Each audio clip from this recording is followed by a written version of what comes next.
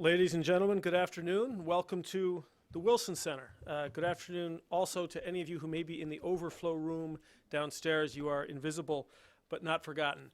My name is Robert Daly, and I direct the Kissinger Institute on China and the United States here at the Wilson Center. We are extremely pleased to have been selected as the site of Professor David Shambaugh's book launch for his newest publication, China's Future. And I think it has a suitably stark and arresting cover because it's a very important question. With China's rise, its economic rise, its rise as a military power, increasingly Americans are trying to figure out what China wants. What does China want, and what is China capable of, regardless of what it may want? What can China actually achieve in light of its daunting domestic challenges and the complex international environment that confronts it? An environment in which the United States plays an outsized role, both in fact and also in the strategic calculus of Beijing. Finding the right answer to these questions requires analysis that is not, as so many of our newspaper reports are, based on our own fears, but is based instead on a deep, nuanced understanding of China's history, interests, and intentions, and especially of China's domestic situation, its economy, its political culture, and its social situation. That is the timely assessment that Professor Shambaugh provides in his latest book, China's Future, which will be available right outside the door for sale, and he will also be signing books at the conclusion of this program. We are now going to bring him up, and it is true that he needs no introduction to this crowd, and especially at the Wilson Center, but I'm going to run through a few high points of his biodata anyway. He is Professor of Political Science and International Affairs and also Director of the China Policy Program at the Elliott School of International Affairs at George Washington University. And I see some students from GW here today, so a particular welcome to all of you. He has previously been at the London School of Oriental and African Studies and edited the China Quarterly. He also did a brief stint in government as an analyst at the National Security Council's East Asia Bureau in the Department of State's Bureau of Intelligence and Research in the 70s at the beginning of his career. And he is currently also a non-resident senior fellow at the John L. Thornton China Center at the Brookings Institution, rather unfairly, from my point of view, deepening an already unfairly deep bench. But they do wonderful work over there as well. At the Wilson Center, we are proud to say that he directed our Asia program here in '86 and '87, and he returned again as a fellow in 2002 and 2003. And he tells me that he has launched all of his books here at the Wilson Center, so we're glad to continue that tradition. He is also a member of the board of directors of the National Committee on U.S.-China Relations, an organization with which many of you are familiar. Dr. Shambaugh earned his PhD at the University of Michigan, has an MA from SAIS, and his bachelor's degree from GW. I will not list all of his books, but his most recent titles that you will probably know are China Goes Global, The Partial Power, 2013, Tangled Titans, The United States and China, 2012, Charting China's Future, 2011, and China's Communist Party, Atrophy and Adaptation, a particularly influential book in 2008. Please welcome to the stage Professor David Shambaugh.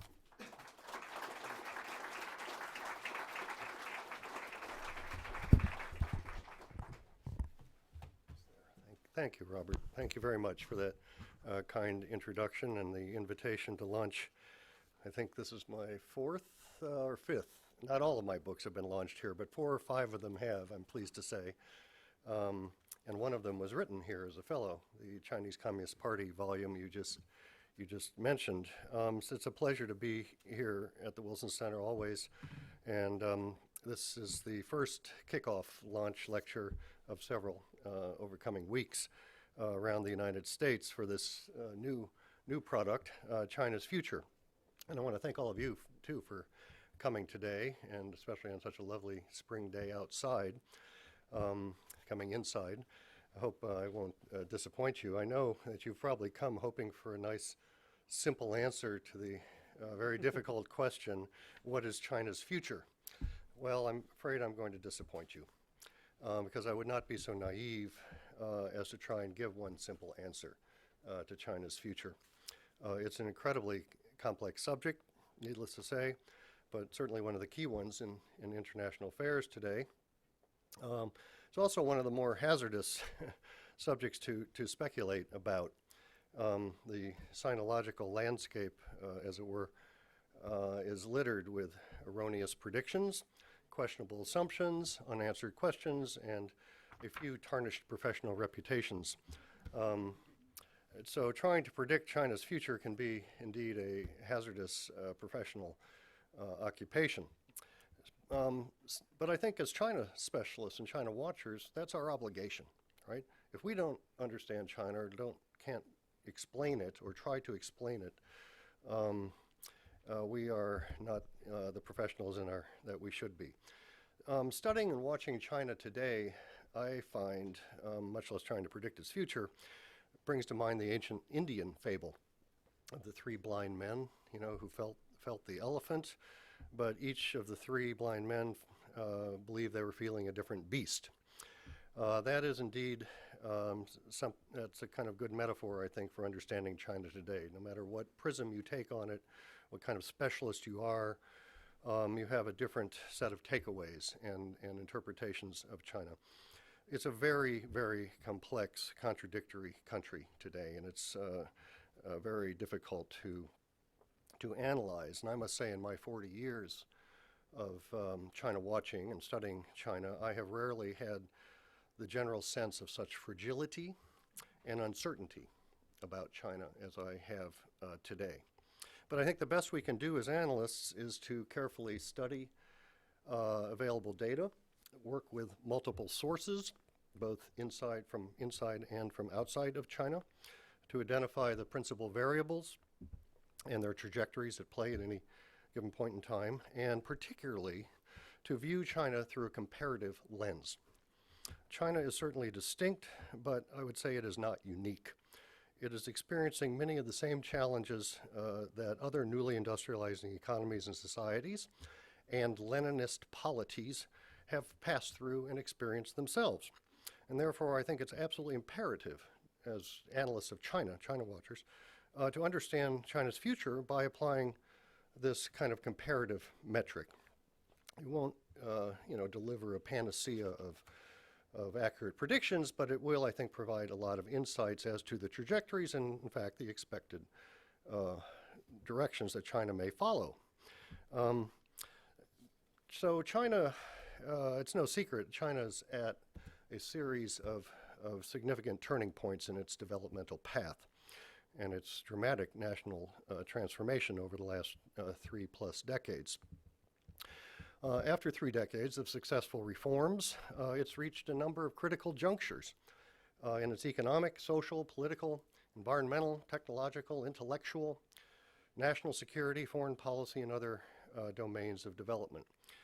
Diminishing returns have set in, certainly in the economic model of development, and it's become plainly evident that the main elements of the broad reform plan that Deng Xiaoping launched so successfully back in 1978 are no longer applicable or sustainable for spurring China's continued modernization over the next decades. That's not a secret.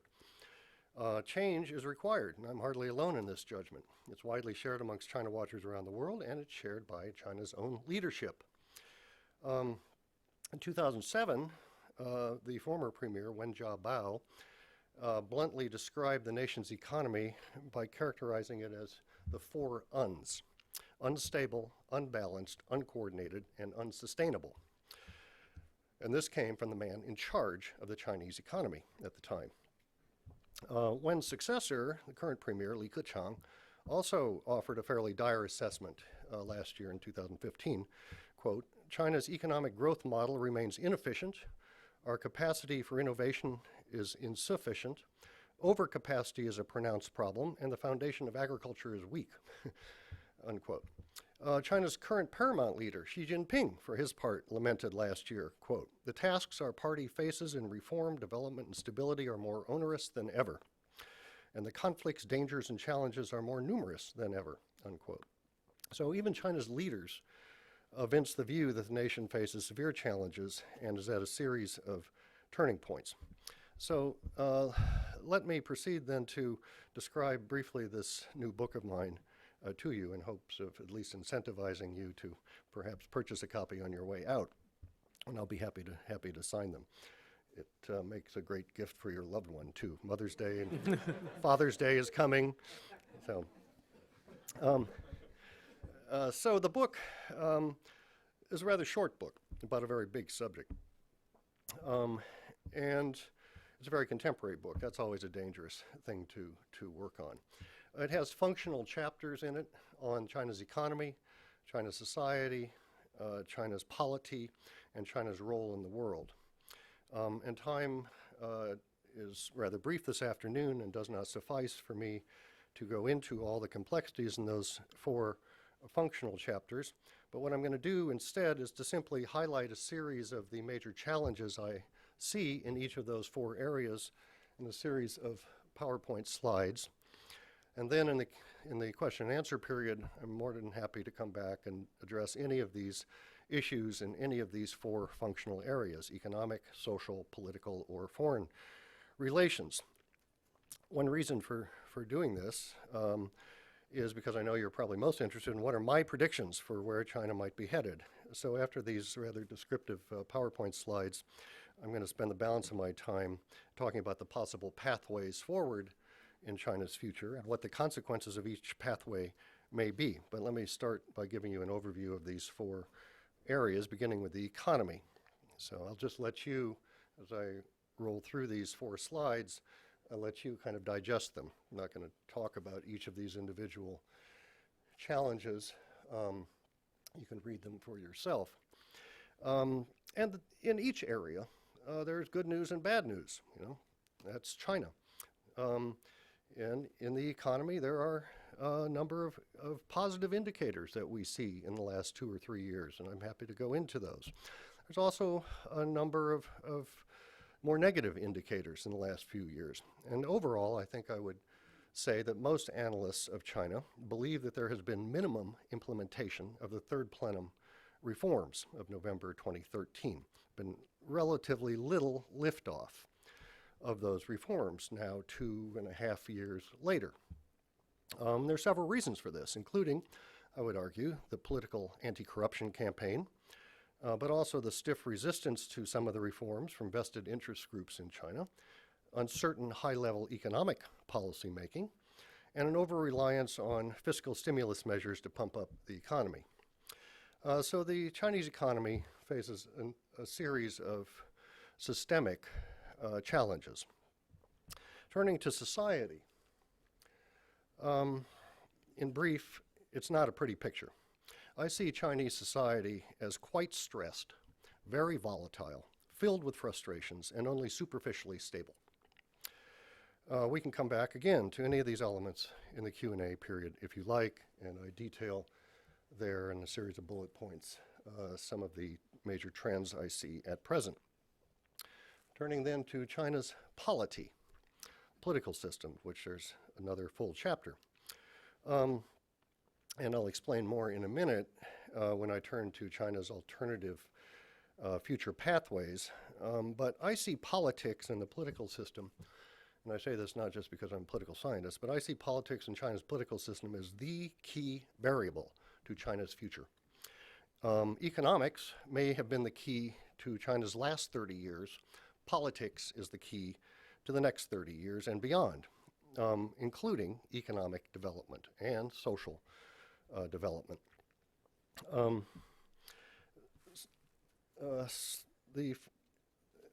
come back to that, as I say, because that's sort of the key argument of the book. Let me turn then just briefly to the chapter on China and the world. In brief, I see China's foreign relations as mixed and increasingly complicated and fraught. In very few regions would I describe China's foreign relations as unquestionably positive. I would note only Central Asia and the Middle East. But any country that can have positive relations across the Middle East deserves some credit. Even in Africa, though, I would note there are strains in China's relations. Relations with the European Union, Russia, and Latin American countries generally positive on balance, although there are, again, problem issues and problem cases there in each of those 3 cases. In other parts of the world, though, one sees, or I see, growing strains in Chinese foreign relations. certainly all around China in Asia, where we have witnessed several years of so-called assertiveness. China's relations with the United States are increasingly competitive, suspicious, strained, and difficult to manage for both sides. But manage them they must. This is, I like to say, in other venues, this is a bad marriage in which divorce is not an option. It has to be managed, and it takes maturity on both sides to do so. And our relationship, we can go into that too if you're interested in the Q&A period. The U.S.-China relationship is going to become more rather than less difficult to manage in the future. So all of this on the foreign relations front, all of this is, I would submit, to be expected. It's entirely predictable for a rising power on the world stage. We should not, as analysts, be surprised by any of this, actually. Meanwhile, China's hard power, its military power, continues to steadily increase, while its soft power continues to lag significantly. One area where I would give China improved marks in the foreign affairs realm is in the area of global governance. Here, I think, under Xi Jinping in the last few years, we have seen China step up its game in several areas: climate change, public health, and peacekeeping, to name three. So that's improvement, and China deserves credit for it. You will recall that the United States and others have been calling on China to be a so-called responsible international stakeholder and do more in the global governance sphere for at least a decade. And I think we now see China doing more in the last few years. That's to China's credit. There's still more to be done, of course, but that's a good news story in the foreign relations. But otherwise, I see China's foreign relations globally, as I say, as mixed and increasingly complicated and fraught. And I stick to the argument of my previous book, China Goes Global, or the subtitle of that book, The Partial Power. China remains, in my view, a partial power, still lagging significantly behind the United States in global power and influence, despite all the problems the United States has. Okay, so with that brief overview of the functional chapters of the book, let me turn now to the core argument of the book. China's future is not unlike a car that approaches a roundabout. Those who've driven in the UK, I guess we have roundabouts in this country now too, where the driver faces several potential choices. The metaphor is not a crossroads. I've decided it's more of a roundabout. And in this case, the book argues there are four essential choices before China, which I label neo-totalitarianism, hard authoritarianism, soft authoritarianism, and semi-democracy. And like all drivers approaching a roundabout, the car is already on an established route, on an established road. And I would characterize the current path that China is on as hard authoritarianism.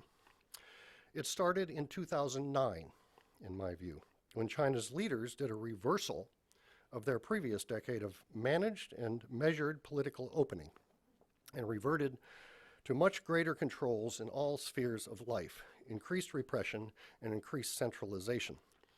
In the previous decade, though, from 1998 to 2008, they were taking China's leaders and the Communist Party taking a number of steps to open civil society, open the media, this is all relatively, open academia, open public discourse, open intellectual life, increase so-called inter-party democracy, grant relatively greater freedom of speech and expression, and of course greater marketization of the economy. But I would argue, beginning in 2009, all of these political reforms have been steadily rolled back. And the controls and repression have become even more severe since 2012 when Xi Jinping came to power. And it's had some effects on the economy as well, although there are many reasons for the trends that we see in the economy. But the political atmosphere and the political variable is one of them. So China's leaders, the drivers of this car, if you will, have already selected this route. And they can continue straight ahead. You know, they can take the second left turning off of the roundabout. This is certainly one option. perhaps certainly the easiest option, always easier to carry on. But it's not, in my view, the optimal option for China or for China's stated reforms to be achieved. China's leaders have choices. They can opt for different paths to the future. The path is not predetermined for them. If they stay on this course, I judge that China will have only limited success in achieving the reforms necessary to make the qualitative changes in the economy, society, and polity that will power China through its current trap transition. That's Min Chin Pei's term, but I find it a very apt description, onto a path of sustainable development to become a mature and fully developed modern economy. Rather, by staying on its current course, I predict that economic development will relatively stagnate and stall, exacerbating already acute social problems and produce the protracted decline of the Chinese Communist Party. Let me be absolutely clear here. I am not predicting the collapse of China or even the Chinese Communist Party. What I foresee, to repeat, is relative economic stagnation, increasingly acute social problems, and the progressive decay of the political system and decline of the ruling party. Decline does not equal collapse. They are two different phenomena, okay?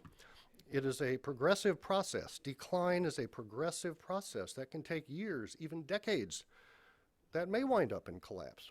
You know, the Soviet Union began to decline when? Do you want to date it? In the 30s under Stalin? Under Brezhnev? Took a long time.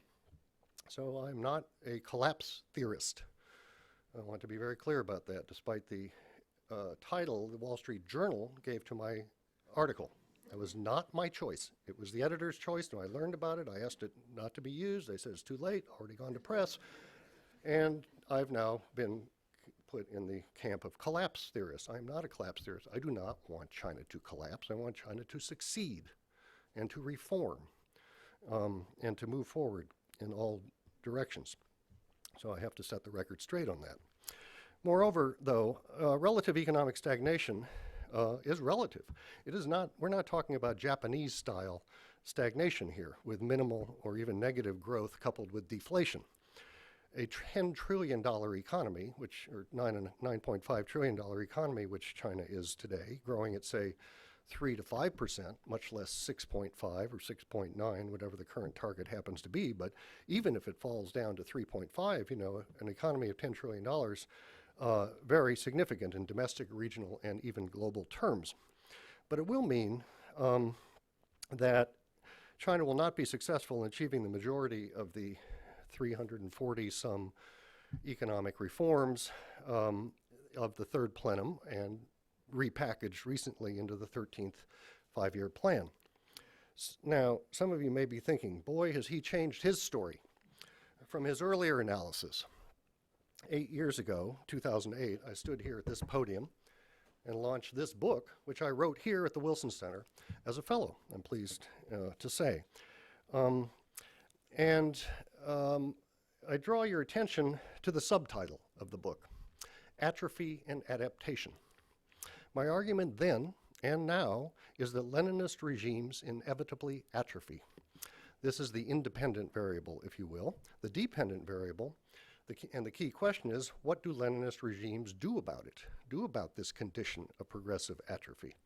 Do they open the political system, adaptation, or not? If they do, they will have far better chances of navigating through the economic and social challenges that Leninist regimes at that stage, and I'll come back to this in a minute, and China currently face.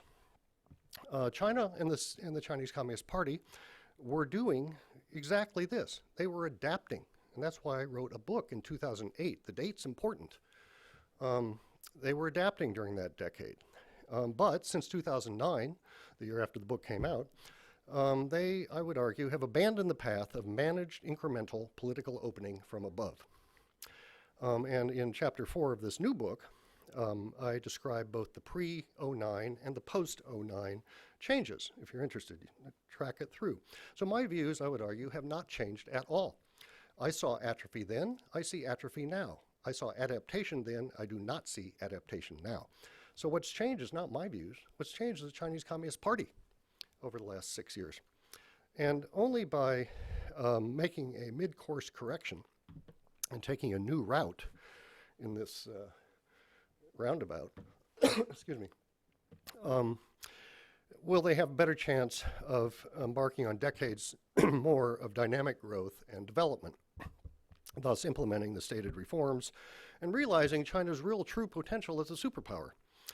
And here I envision, let me go through the rest of the roundabout. Here I envision three other possibilities. Now, at one extreme, the first left-hand turning off of the roundabout, is a conceptual possibility. I think we at least have to conceptually entertain. And that is that China could lurch backward in the direction of what I call neo-totalitarianism.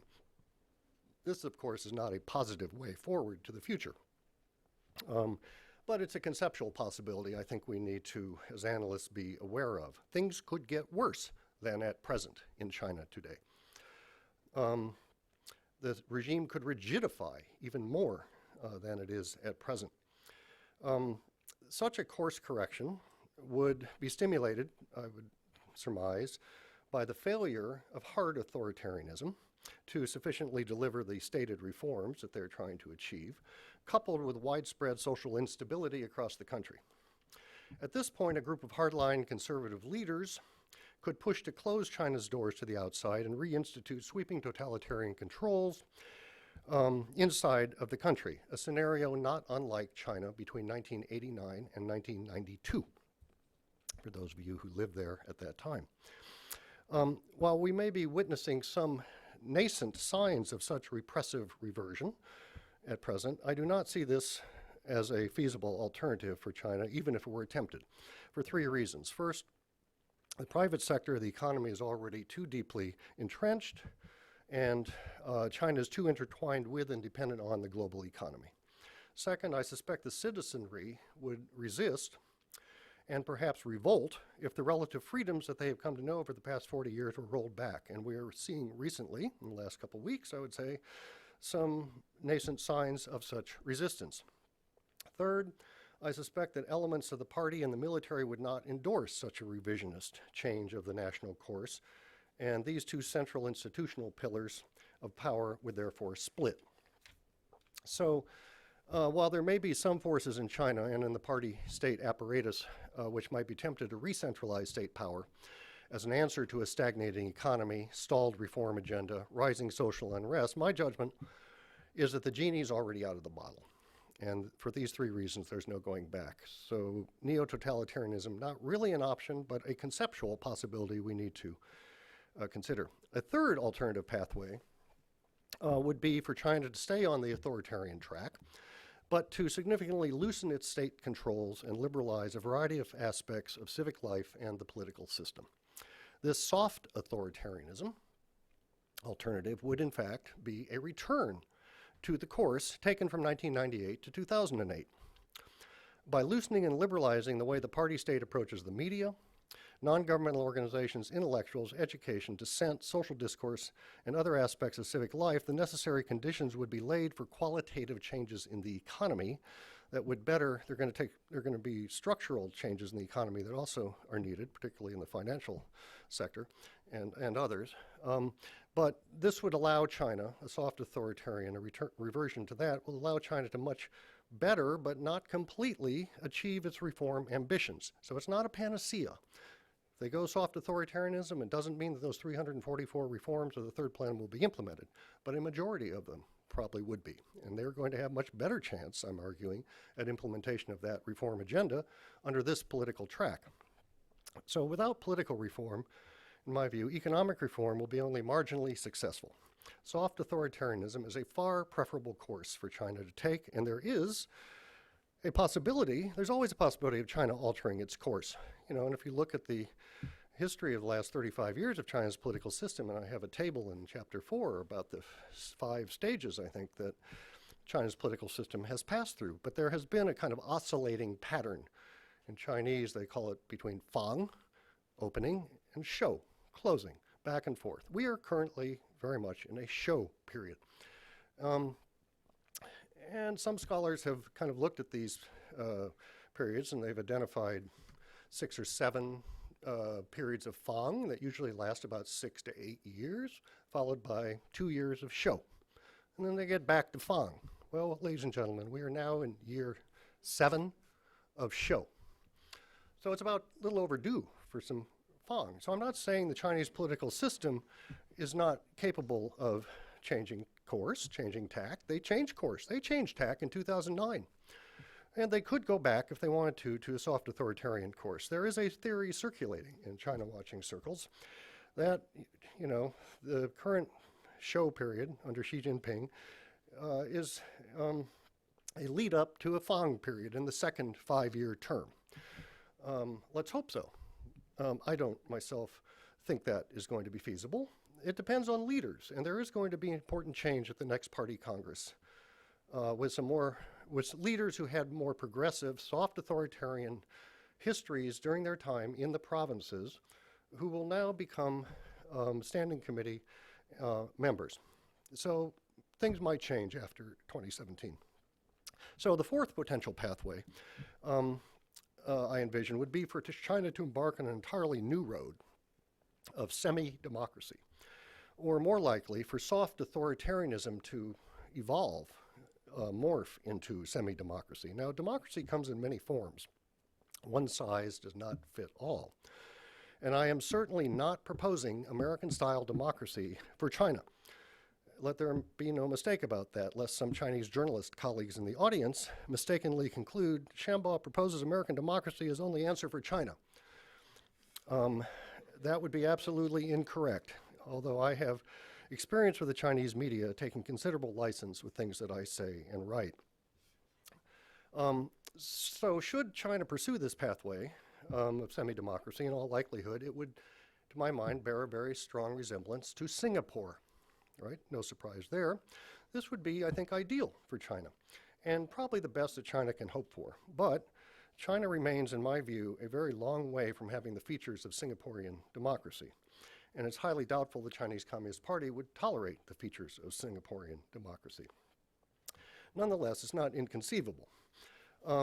So really the two pathways at the far ends of the roundabout are conceptual possibilities more than realistic possibilities. The reality is going to lie somewhere between the two in the center. So of these 4 alternatives, which one do I think has the most likely consequences? And what would be the consequences of each? And here this table shows you my views, at least. First one would produce regression, atrophy, and maybe ultimately collapse. It could stimulate collapse. Hard authoritarianism produce limited reform, stagnation, decline. Soft authoritarianism, moderate but not complete reform, and partial transition. And finally, semi-democracy, much more successful reform and full economic transition. It's always easiest for cars, people or governments, to stay on the same course. To a large extent, nations like cars are what we call path-dependent political science, and can only make an alteration in course by making very strong decisions and allocating sustained resources to a newly chosen direction. Otherwise, the path already taken has a continual power of its own. In fact, it's much more difficult for nations than cars to alter their direction. Nations are kind of more like an ocean liner than a car, much less nimble. Even when it is evident that a chosen direction is failing, it remains difficult to alter course. Vested interests make it so. Fear of unknown consequences is another deterrent. It's always easiest to kind of carry on, muddle through, and make minor adjustments along the way than to make fundamental alterations. So in China's future case, though, I would argue the incremental muddling through is not going to work any longer. China's been very, very, very good at incremental adaptation. That's really been its strength. And what I call hybridization of models, very eclectic public policy. But muddling through, in my view, is not going to work if the country wishes to escape the middle income trap, move up the value added chain, become an innovative economy, and become a developed country. Incrementalism can continue, but it'll produce, as I say, limited reform, stagnation, relative stagnation, and protracted decline. Now, it's not to say that China's economy, if they stay on the current course, will not continue to grow. It will, whether it's 3%, 5%, 6.5%, this is significant. This is a huge economy. And it will have some successes, economic successes. We see some already. But without political liberalization, I did not say democratization, I said liberalization, I assess that China will be unable to reach its true growth potential and aspirations. And this relative stagnation that I see at present will become the new normal. Thus, the key issue for nations like China at this stage of development is precisely the relationship between politics and economics. For economies to transition up the added value ladder, break through the so-called developmental ceiling, and make the kinds of qualitative, systemic structural transitions necessary to become a truly modern and developed economy, political institutions need to be what is known as facilitative.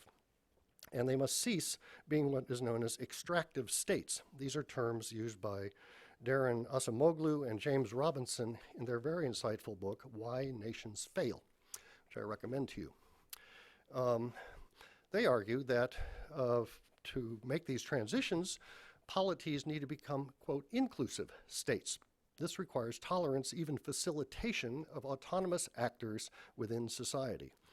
You may also be familiar with the concept of the J-curve, Ian Bremner's of the Eurasia Group.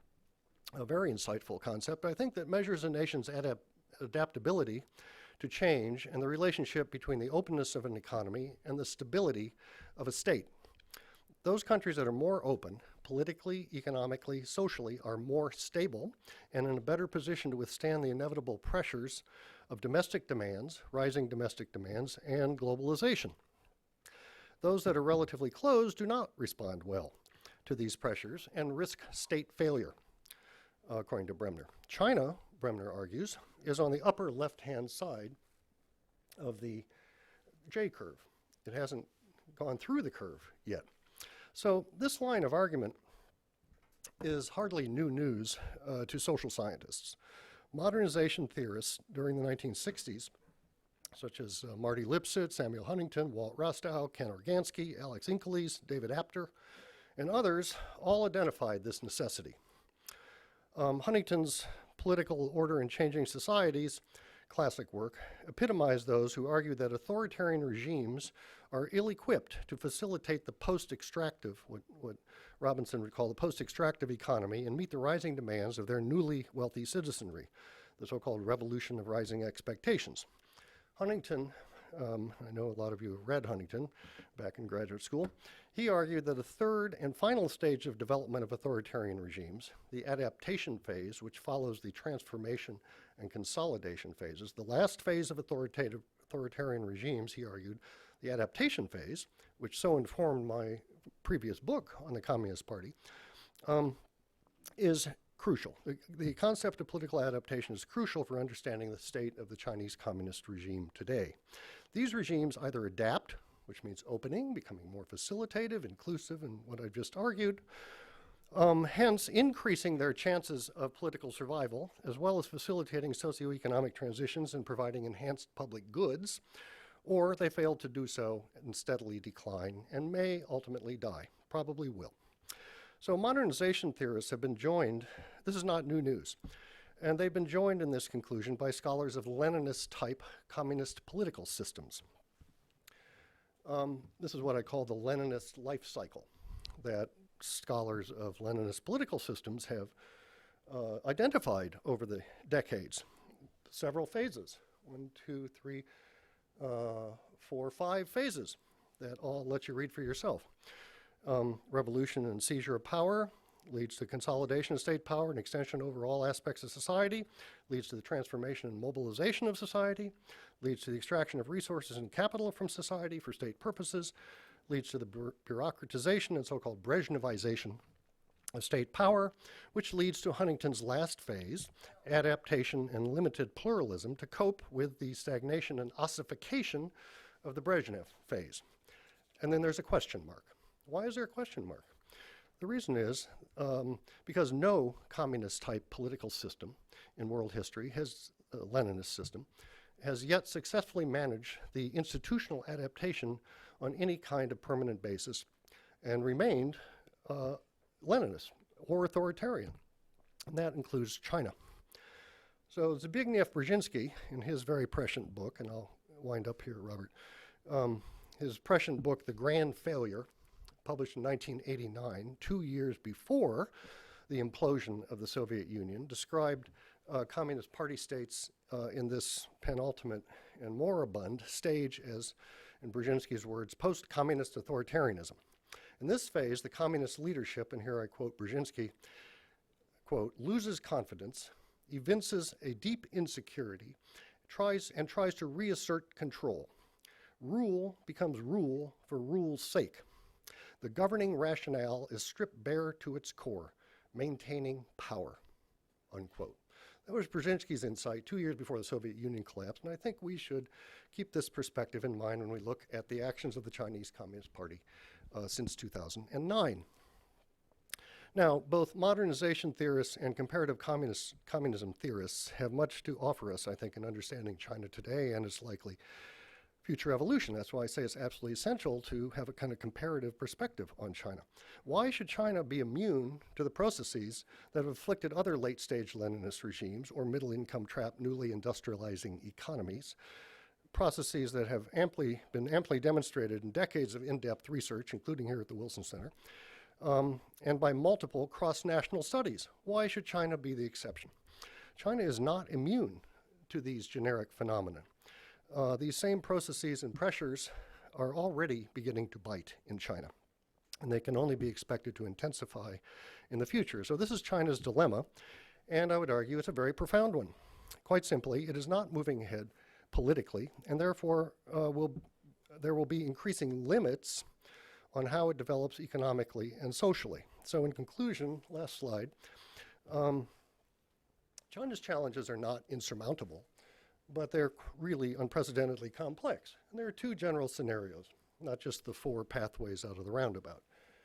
The first is, as I say, a return to an expansion of, in fact, the soft authoritarian political reforms of the decade 98 to 08. And that would facilitate qualitative economic and social reform, graduate from middle-income trap, and transition to a mature modern economy. Or they can stay on the path they're on now, in which we'll have relative, actually, economic stagnation, aggravated social problems, and political decline. The ultimate question, does the Chinese Communist regime have the confidence to open up politically in order to succeed economically and socially? So thanks for your attention. I'll leave you with, I'm only one scholar, and that's only my view. There are a lot of China watchers who have different views. I appreciate that. But I appreciate your attention, and we have time for some questions. Thank you very much.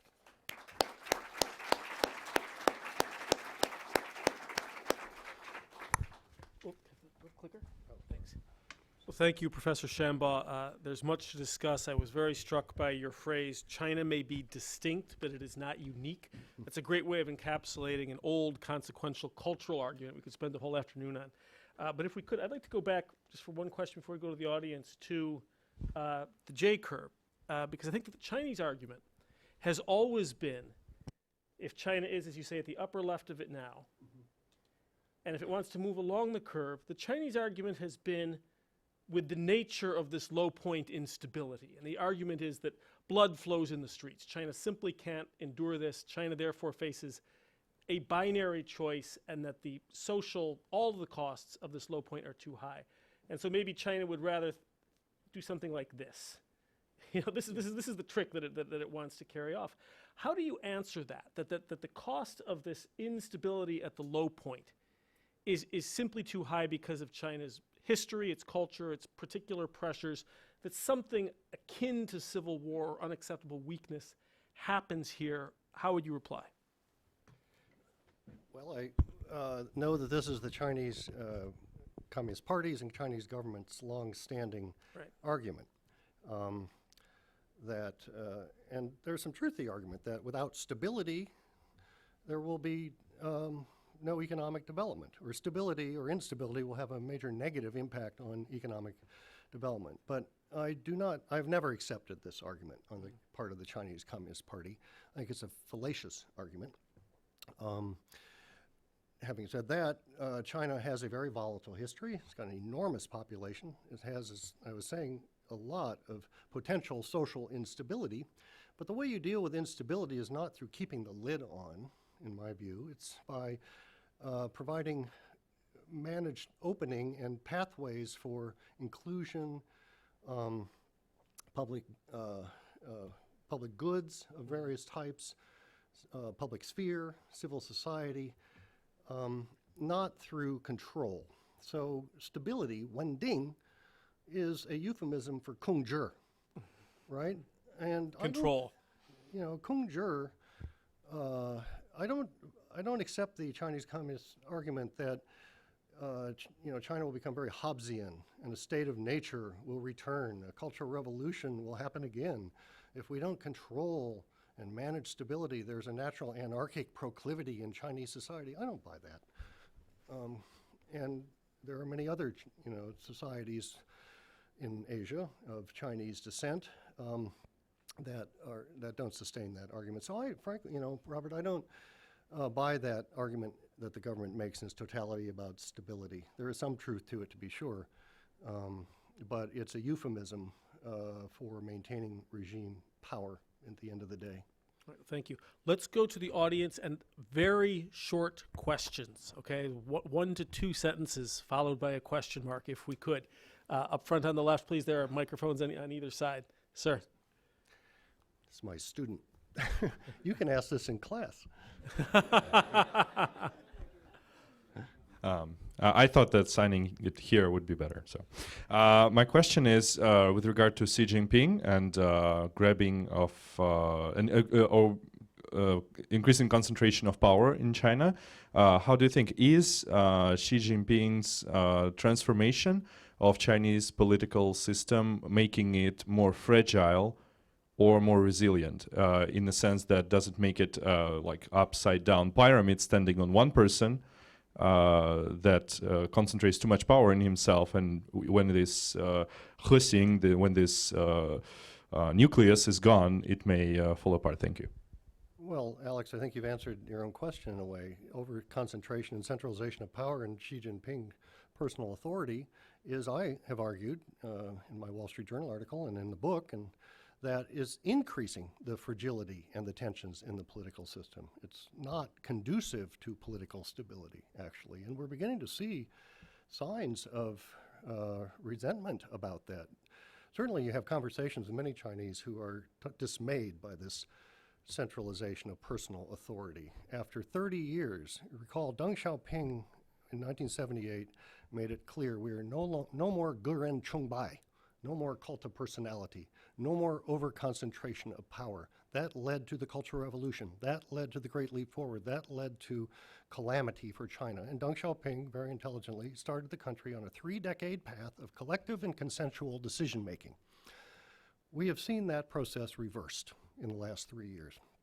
I suspect Deng Xiaoping would not be at all happy if he were around today to see this process. And to answer your question, I think it's causing greater stresses in the political system, actually. Thank you. Why don't we go right? Yes, sir.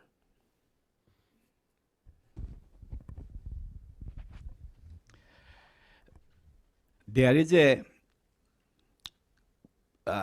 direct relation between private property, democratic distribution of private property, and democracy. Okay, right to the question then, on that foundation. So, in China, now private property is developing. If you want to transfer it over generation, then you need inheritance law. Did you find any inheritance law in China?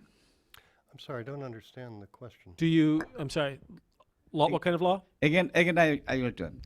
Private property and democracy Private property and democracy. Yeah. is correlated. China introduced private property. If you want to continue private property, you need inheritance law, auto-inheritance law, private transfer over generation. Do you find any inheritance law that developed there? I'm not sure I follow the question, but private, Inheritance law for stability of private property rights as a guarantor of democracy. okay, well, there's a madam in the row in front of you, Jamie Horsley, who's a fellow here at the Wilson Center and a leading scholar on Chinese law, who will be happy to tell you what the state of China's inheritance law is. And as I understand it, Jamie, you can pass to the next generation your leaseholds on your private property, right? To the extent you have, it's like in England, you don't really have private property, you have 70-year leases. Except for land use, right. So, next question. Why don't we go way to the back right-hand corner? Sir. Simon? Or Jim? Yeah, sorry. Thank you. Jim Hurd, Green Science Exchange. Question is, some people think Xi Jinping never really seemed to be planning to be a hardliner 5 years ago. The question is there any way to identify any specific influences that are moving him toward hardliner, like certain generals or whatever? People don't want to comment on that often, but it'd be interesting to try to, behind the what are some of the forces that are moving Xi Jinping in this direction? Well, it's a good question. I would just begin by noting that the hard line began before Xi Jinping came to power. It started in 2009. I happened to be living in China that year and witnessed it, felt it. It started under Hu Jintao. Last 3 years of Hu Jintao's regime began the trends that we have seen continue and intensify under Xi Jinping. So that's the first point. It's not that Xi Jinping comes into power and changes course. The course changed in 2009. And I have, views in the book about why that was. But Xi Jinping is surrounded, second point is, he's not the only hardliner in this regime. In fact, if you look at the constellation of power in the Standing Committee of the Politburo, and if you look at it bureaucratically, what I call the iron quadrangle, the propaganda apparatus, the internal security apparatus, the state-owned enterprise apparatus, and the military. This is this is what I call the control bureaucracies, the coercive apparatus, and there is big money in control and repression. There's an element there. So I don't think it's just Xi Jinping. There are bureaucratic explanations for it. There are other leaders, and that's why the 20th or 19th Party Congress is important, because some of these other individuals will have to retire in 2017, and those who are left on the Politburo, as I say, have much more reformist track records during their time in the provinces before they moved up at the last Party Congress. So there's hope there. So I don't think this is a Xi Jinping issue. His own proclivity seems to be in that way. Now, if your question is there anything in his previous 25 years to indicate the kind of leader he's become? No, it's really surprising. He managed some of the most open provinces in China, Zhejiang and Fujian. But, Gorbachev didn't have a reputation as a reformer before he came to power. He was a classic provincial apparatchik. And we saw a different man once he got into the top job. So we've seen a kind of different man once Xi Jinping has gotten the top job. It's very difficult to predict these things. But I would point, when you're studying a country like China, don't look just at the leader. I remember my first day in graduate school at the University of Michigan, my professor and mentor, Michael Oxenberg, said, if you don't understand Chinese bureaucracy, you don't understand China. You have to study Chinese bureaucracy. So I've always, frankly, lean towards bureaucratic explanations for phenomenon in China, and I think that's a potent one today. Okay, want to come right down front?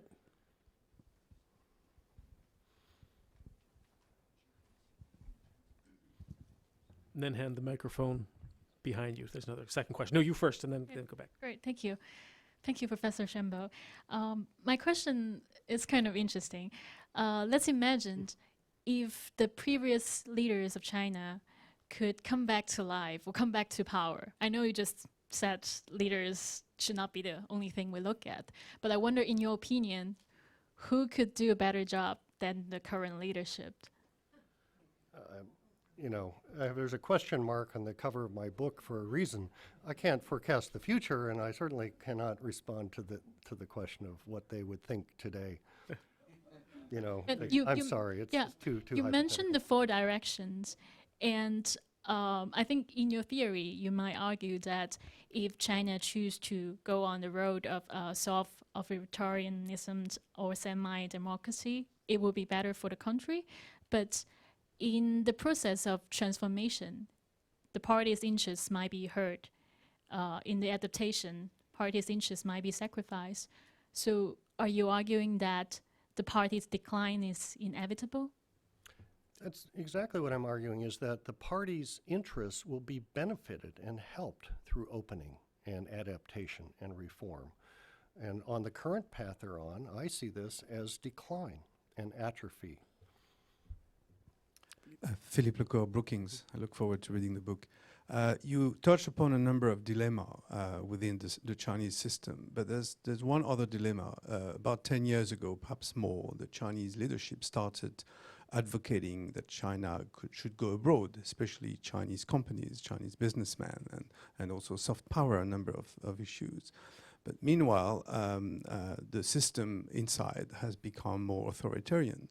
How is this going abroad policy is going to be implemented with a system that appears to the outside world as more authoritarian and less open, including to foreign companies and foreign people, for NGOs and so on? Well, Philip, if I understand your question correctly, let me recommend to the audience two books. One was my last one, China Goes Global, because there's a whole chapter in there about this phenomenon. And the other is your own book, which is about to appear from Brookings Institution Press, called China's Offensive in Europe, which is an excellent book. I've had the pleasure of reading it. So you know as much about the question you've asked than most people. And I think as your own research shows, it's China's SOEs that have led the way on the going global policy thus far. Not entirely, but predominantly. The successful cases, however, are not SOEs. They're Haier, Huawei, Lenovo, and some other private firms. Just as in the domestic economy, we see the successful ones abroad not being the big state-owned enterprises. I'm not sure I understand your question in terms of the linkage between domestic authoritarianism and going global. The regime under Jiang Zemin, he started that Zhou Chu policy back in 1998. That's a long time ago. And frankly, Chinese multinational corporations, as your research and mine and others has shown, have stumbled. They have not done very well in the international arena. But they are very adaptive, and they learn very quickly, and they have made more progress. And some of them, like Huawei, and the others I've just noted, have done extremely well. So this is just a matter, and we see Chinese outbound direct investment just like a tsunami coming out of China into this country and into other countries. And I can only recommend the Rhodium Group's research on this point. So this is the new reality. Chinese investment abroad, Chinese multinationals trying to find their footing in the international marketplace. Not easy. And a lot of it has to do, and maybe this gets to your question about authoritarianism, because they're used to operating in a Chinese business climate. Very close relationships to the government, a lot of guanxi, not a whole lot of respect for law and transparency and accountability and so-called good governance, right? So all of a sudden they go into foreign countries where they have to operate in that kind of climate, and it's difficult for them. They haven't adapted so well. We have time for one last question. How about Diamond Leo has been very patient. Sorry. Okay, it's up to you. You're the Is this gentleman? Which one is that? All right. Okay, one quick question here, and then pass it down to the young woman on your right. We'll get two quick questions. All right. Thank you very much. My name is Kei Jing. I'm a graduate student at Georgetown University, and then I believe Professor Sharma was in my class before. And then, so my question is, you mentioned that the political reform and openness could help the Communist Party reduce the pressure from both within the political system as well as from the society. You just comment on that in your question. But in case of Russia and Soviet Union, right, we see they come up with the slogan Perestroika, and then Quick question, sorry, I got to push you to the question mark. yeah, and then we see regime collapse, and then how would you convince the Chinese government and the Chinese people that openness would not lead to regime collapse, but it will lead to success in Very Chinese simple. In society? the case of the Soviet Union, openness came too late. The system was too broken and too brittle. That's precisely my argument. It takes prolonged period of managed opening to have better chances of political sustainability. But by the time Gorbachev came along, the system was too fractured, and it was shock therapy in effect. So if China stays on the hard authoritarian path for another 5 years, 10 years, and then all of a sudden wakes up one morning and decides, oh, this isn't working, we better move to some soft authoritarian opening. By that point in time, the system's going to be too brittle. That's the argument. And so I don't accept the Chinese, argument that, oh, if you open, just look at this post-Soviet Russia and the color revolutions in the Middle East, and therefore, we've got to maintain stability. I don't buy that.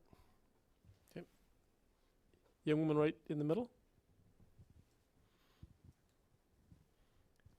Okay, so my question is very practical. I had a Chinese roommate who studied international relations with me, and she said by nature of studying abroad, she could now no longer be a potential politician in China, in her own country, just because she was abroad. So what are the practical ways that within the bureaucracy there can be reform, if not by international or external exposure?